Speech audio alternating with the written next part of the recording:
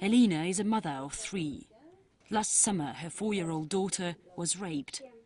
Once Elena learned what happened, she found the man responsible and beat him to death.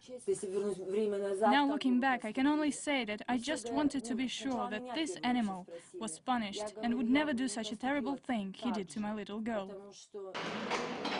Sadly, Elena's case is not an isolated one in Russia.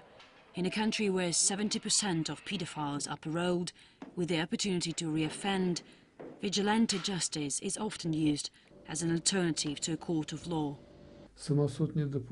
Lynching is inadmissible, but it starts where the state fails. If poor mothers and fathers knew that offenders would get 15 years in prison or more, would be castrated before being released, would never be released without a satellite tracking chip, as in the USA, for police to know about their every step, I'm pretty sure they would not kill them.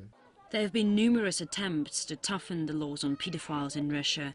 In a decade, dozens of bills stipulating chemical castration or life imprisonment have been discussed by the State Duma, but not a single one has passed. Pedophiles aren't without support in Russia. This means some police officers receive money for allowing brothels and dens to operate.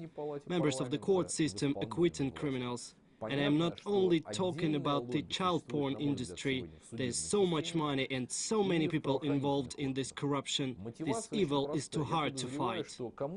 But some don't give up and fight their own war. Sergei is hiding his face. He says the country's pedophiles are hunting for him. Gathering information from newspapers and TV, he's created an online pedophile database.